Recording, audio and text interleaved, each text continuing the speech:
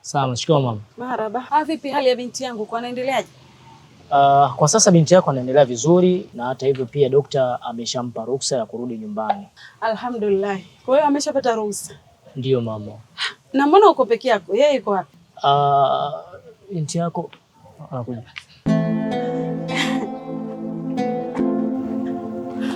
Vipi unaendeleaje? Marhaba. Marhaba. Mama, kwani upo hapa wakati baba hataki ujihusishe na mimi? Mama ni mwanga na pia ni mlinzi kwa watoto wake, hivyo nisingeweza kusikiza maneno ya babako nikikuacha wewe unateketea, na sio wewe. Nyie ni mabinti zangu, hivyo niko tayari kwa lolote lile katika ndoa yangu, lakini niwalinde nyie watoto wangu. Haya, na huyu kijana ni nani? Mama, huyu hapa ni ndugu yangu mimi hapa, anaitwa Hafizi. Nashukuru kufahamu. Asante mama. Hafizi, huyu hapa ni mama yake Fatuma. Sasa mama, kwa kuwa tumeruhusiwa, twendeni basi tukatafuta usafiri. Sawa, mimi naona tuite bajaji kabisa. Sawa. Ndoa ya makosa, ndoa ya makosa, ndoa ya makosa. Kiukweli sometimes ushikaji bwana una maana, kufichiana maovu, dhambi ama ndo ujana. Ona sasa kimekuta, sijui nini nitafanya. Nimekutwa na binti mzazi mwenye hasira sana. Bado afya yako haijaimarika mama. Vipi lakini sasa unajisikiaje? Mama, najua nimekuudhi sana mama wangu. Naomba nisamehe mama. Baba nitaki. Mama, najua kwa sababu mimi ni mtoto wako mmoja pendwa sana mama. Naomba nisamehe mama. Kwa ina bodi ndio nifanye hivi. Usiseme hivyo binti yangu, sawa? Wewe ni mtoto wetu. Awe baba yako au mimi, sote tunakupenda kabisa. Hata huyo baba yako ambaye amefanya hayo maamuzi, amefanya tu hayo maamuzi, lakini sio kwamba anakuchukia wewe mtoto wake. Wewe ni mtoto wake na ni damu yake kabisa, sawa? Ila ni hasira tu za wazazi. Binti yangu, kitendo ulichokifanya kimenihuzunisha sana. Sijapenda kabisa na nimeumia sana sana sana. Nakuomba mwanangu, usije ukarudia tena hichi kitendo ambacho cha kujaribu kujiua. Sio mimi tu mzazi wako, hata Mungu mwenyewe hajapenda kitendo cha kutaka kujiua. Sawa? Umefanya dhambi kubwa sana. Hivyo basi sitaki ijirudie, na sisitiza sitaki lijirudie hili swala. Wewe ni binti yetu na tunakupenda sana. Sawa? Nikushukuru sana. Bado umeendelea kuwa mwema kwangu. Maana ukimfanyia wema binti yangu ni sasa umenifanyia mimi. Nashukuru sana kwa kumlinda binti yangu na kumuokoa katika hii mitihani iliyomputa. Pia nitaongeza pesa kidogo ili ziweze kuwasaidia siku 2-3 hapa. Maana naona mazingira ya ruhusu. Mama, mimi naona haina haja kutupatia sisi pesa kwa sababu tayari umeshatupatia. Kwa hiyo si tuseme kwamba tutashukuru sana kwa jitihada zako. Inatosha mama hapo. Usijali kijana wangu, lazima nitaachia kwa sababu pesa nilizowapa mwanzo zimetumika kwa ajili ya matibabu yake. Pia isitoshe mna mgonjwa sasa hivi. Lazima awe kuna mahitaji muhimu awe anayapata. Ni lazima niwachie pesa. Huseni, vipi ndugu yangu? Maneno ya mama yako sahihi kabisa. Unamwona hali yake hiyo. Huyu atakuwa apate matunda, apate vitu fulani vyale. Sasa mama, hiyo pesa mwache tu, atachukua. Atachukua. Sawa. Sawa basi. Mzee baba, Sofia kanipigia simu. Ananiambia yuko njiani anakuja. Sielewi. Mbona ghafla hii? Nakati sio kawaida yake, na leo sio siku yake kabisa ya kuja. Hata mimi pia nalijua hilo. Lakini mpaka sasa hivi nimechanganyikiwa na unajua. Yaani akijisikia tu hamu ya kuja anakuja kwa sababu yuko mtu wake. Sasa wasiwasi wangu unanituma. Atakapokuja akimkuta yule msichana ataanza kuuliza maswali mengi Nawezaje kumjibu mimi? Tumwambie tu ukweli basi. Una kichaa nini wewe? Hata sielewi nifanyaje yani. Sofia unamjua vizuri. Kama endapo atakapojua ukweli, mama yangu mimi nitachinjwa. Sasa tufanyaje? Sielewi sasa kitu gani cha kufanya. Wow. Aha. Mama mtu. Niambie. Safi. Vipi shem? Safi. Wazima. Mbona mko kichochoroni hapa mnasubiri nini? Kulikuwa kuna vitu tunazungumza lakini tunamalizia. Basi mimi ngoja niende ndani nikapumzike maana nimechoka. Niendelee na mazungumzo yenu. Shem. Kwani vipi mbona simeelewi? Afu wewe baba. Basi sawa, mimi nipo ndani. Ndoa ya makosa, ndoa ya makosa, ndoa ya makosa. Kiukweli sometimes ushikaji. Rema. Marhaba. Hujambo? Sijambo. Za muda? Nzuri. Mamako amerudi? Hapana, hajarudi bado. Sasa leo mamako akirudi hapa, nitamuonesha nini maana ya kumtii mume. Na wewe mwanangu umefanya kitu adhimu kabisa kuto kumfuata mama yako. Ngoja leo nikuoneshe action ya kirudi. Lakini baba, dada alizidiwa sana. Ati unasema nini wewe mtoto? Wewe mtoto wewe? Wewe? Na wewe kama utamfuata, kitakachotokea utajuta. Kama dada amekosea usimhukumu na mama. Mama hawezi kujizuia kuhusu hichi kitu. Naomba umsamehe. Wewe mtoto wewe. Usikaribishe hatari wewe mtoto wewe. Shuwaini, kuwa na adabu wewe. Sitaki kupingwa kabisa mimi. Nikizungumza maneno yangu nimezungumza, sitaki kupingwa maneno yangu. Wewe Hussein. Wale kuenda ni wakina nani? Shem. Wale ni wageni wangu. Ule mdada unamuona, ule ni mtu wangu. Anatoka Mbeya. Na kuhusu yule mama, yule ndio mtu ambaye amemfikisha hapa kwa sababu simu yake ilikuwa haipatikani. Kama ni mtu wako kwa nini aje hapa? Na nimeona na begi kabisa. Ina maana aka hapa. Yule mwanamke akatoroka kule kwao kwa sababu alikuwa anataka kumwozesha mzee. Na Shem, unanijua jinsi mimi nilivyo, maisha yangu jinsi yalivyo. Sina chumba, sina kitu chochote. Na ndio maana umenikuta hapa naongea na mwenzangu ili nijue tunafanyaje. Kwa anataka kuozeshwa na mwanaume umri wa baba yake. Yani alipokuja kunihadisia hapa, kiukweli nimeguswa sana. Na ameonyesha ujasiri sana huyo msichana kutoka kwao mpaka kuja hapa. Ni upendo. Kama vipi mpenzi wangu, tuwasaidie tu. Msaada ambao tutakaotoa, labda niwapatie pesa, mwende mkalale guest. Guest? Ndio. Kwa nini iwe guest? Ukipewa msaada, lazima ujisaidie. Yeye ni mwanaume, lazima apambane. Mimi msaada wangu umeishia hapo. Ninaozeshwa kweli ndoa isiyo ya kwangu ya. Sisikie vibaya mpenzi wangu. Yaani ni kama nilivyokuambia. Na amekuja hapa atakaa siku 3 tu. Hivi ya Fedhi. Hivi unanionaje? Yaani toka wewe uliponita mimi na kazi ya kuzunguka tu kama ndege. Mimi nimechoka, ni bora nife. Usiongee hivyo maneno makali kiasi hicho. Kwanza hebu fanya tulichokuambia. Isitoshe, mimi na Hafizi imetulazimu tumdanganye kwa sababu kama ningemwambia ukweli kuwa mimi nimekuoa, mimi na yeye uchumba wetu ungekufa. Nisikilize. Naelewa unachokipitia. Najua maumivu unayopitia.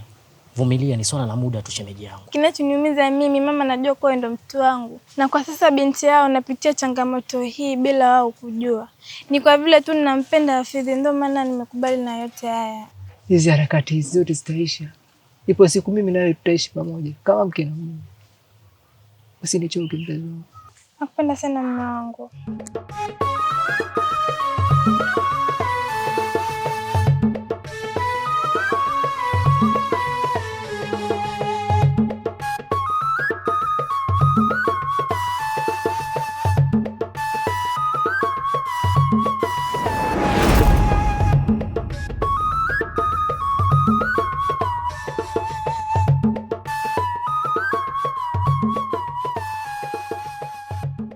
Naona mwenyewe unajipongeza kwa mambo mazuri uliyoyafanya. Kwani kuna shida mtu akijipongeza? Wewe ni baba wa design gani ambaye hujali wala huna uchungu na watoto wako. Umesikia kabisa mtoto wako amekunywa sumu, lakini wala hujali, umekaa na umerelax kabisa, unaangalia TV na maji unakunywa. Sasa kama kanywa sumu, mwache afe. Yule ni mtu mzima, anajua baya na zuri. Kwa hiyo kama kanywa sumu, hiyo ndio kachagua, ndio sahihi kwake. Yaani unanifanya ninajuta. Tena najuta kabisa kuolewa na wewe, kwa sababu nimeolewa na mwanaume ambaye akili zake sidhani kama ziko timamu. Maana laiti ungekuwa timamu, usingesubutu kuwa mzigo kwa watoto wako. Wewe ni mzigo, wewe ni mnyama. Hivi wewe ni baba aina gani? Ni baba gani wewe? Wewe unataka kujua mimi ni baba gani? Unataka kujua mimi nina huruma au sina? Sasa ili ujue kama mimi sina huruma, ngoja nikutamkie sasa. Mimi Hassan Suleiman Msiziro nimekuacha kuanzia leo kwa talaka moja. Ina maana inaitwa talaka rejea. Na ukiniletea upumbavu tena maneno yako kijinga hayo, nitakupiga talaka ya pili. Na ukizidi kunisumbua sana nitakutandika red card. Unajua nini hiyo? Kadi nyekundu. Ina maana hapo unakwenda kwenu moja kwa moja. Nishamaliza. Hivyo. Sikiliza nikwambie baba Fatuma. Tusiishi kwa kutishana. Sawa? Mimi kuhusu kuwapambania watoto wangu, acha talaka moja ulioniacha. Sijali talaka 3 wala 20. Toa zote ikiwezekana. Unanielewa? Umemtolea mwanao maneno makali mpaka amefikia hatua ya kunywa sumu. Wala hulijali, eti unakuja hapa unaniambia umeniacha. Sasa sikiliza nikwambie. Hizo talaka ambazo umeniacha pia ni kidogo, ongeza na nyingine na nyingine. Kwa hiyo nataka nikutwange ya pili. Asa kafiru. Nikutwange ya pili hapa. 3. Wewe sio mwanaume. Sio mwanaume sahihi kabisa. Ama wewe mwanamke wewe. Halafu mwanamke mshenzi au ni mtwange ya pili ni hapa huyu. Hey, huyu hanijui huyu. Ngoja nimvumilie leo. Mbona kanichanganya mpaka nimeangusha glasi yangu sasa? Ndio nini sasa hivi? Yaani wewe tena. Na wakati muda unaniambia unakuja huku, nimekusisitiza mara mbili dada. Ni bebe, kilichokusibu kipi? Ila naomba nafasi ya mwisho. Nikirudi kwangu, awamu nyingine nitakuletea zawadi. Ya nafasi ya mwisho. Sawa, kwa sababu ni udugu wangu. Nakupa. Ila sasa safari usiponiletea uje utanikwaza. Ila tuachane na hayo bwana.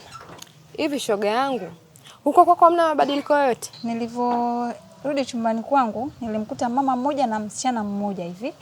Sasa nikwambie kitu. Hapo kwenye huyo mdada ndio pointi ilipo.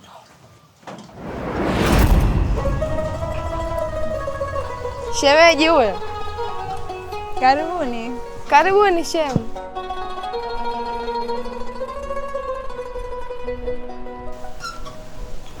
Karibuni. Sofia. Naam. Nakuhitaji ndani mara moja. Haya sana. Tutaja kuongea baadaye.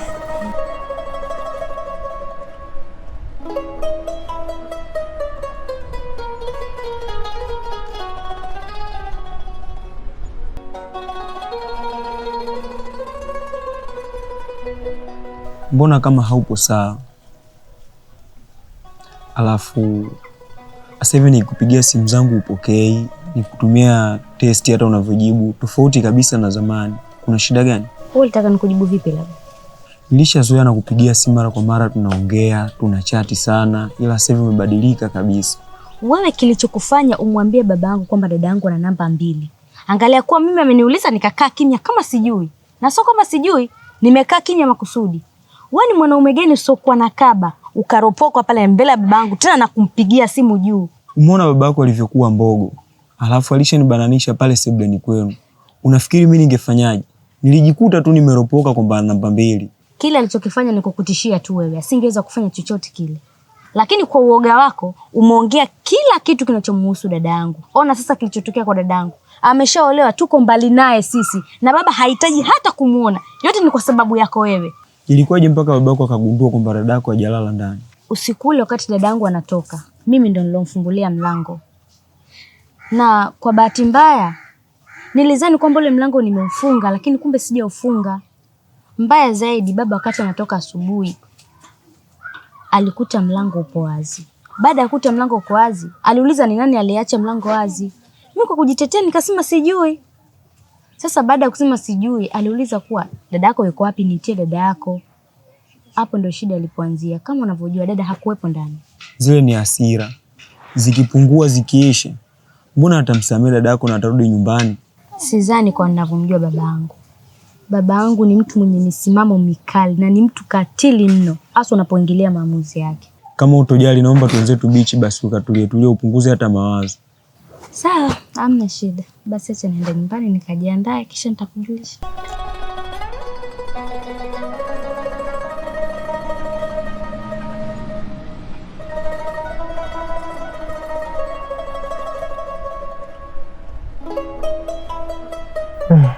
Kipenzi changu, kipenzi cha roho yangu, mwanamke ambaye ninayekupenda katika maisha yangu. Yaani hakuna mwanamke ambaye ninempenda zaidi yako. Yaani kiukweli nitakupenda yaani mpaka uzieni kwetu. Afidhi, wewe ndo mwanaume wa maisha yangu. Sijawahi kukutana na mwanaume yeyote kimwili, na hilo wewe unalijua. Niliapa nitajafanya hivyo nikiolewa, ila imeenda tofauti babe. Lakini matumaini yangu wewe ndo utakaotoa usichana wangu babe. Yaani kuna kitu kimoja tu unanikera. Yaani siku zote kitu kimoja tu unanikera. Sasa tutaendelea kuishi mpaka lini? Yaani tumetoka huko, nilijua tunakuja hapa, tunafurahi, tunafanya vitu vyetu. Sasa tutaendelea kukaa hivi mpaka lini? Tunatizamana tu. Maana hata mara kwanza nilipokuambia mimi ni bikra, huku niamini, ukajihakikishia mwenyewe. Kwa hiyo baby, usijali, mimi wako peke yako. Hata hili litafanyika tu, kuwa na subira mpenzi wangu.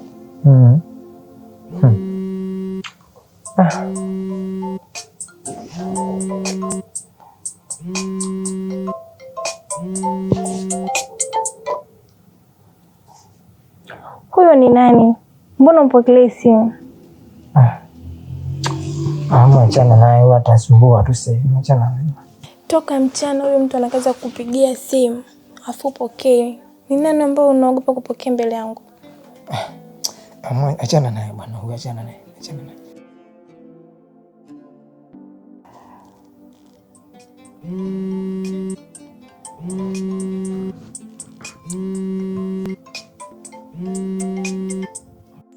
Halo Fizi, mbona kupigia simu zangu tokea mchana upokei? Nini shida? Kama kuna kosa nimekukosea, naomba unisamehe mpenzi wangu.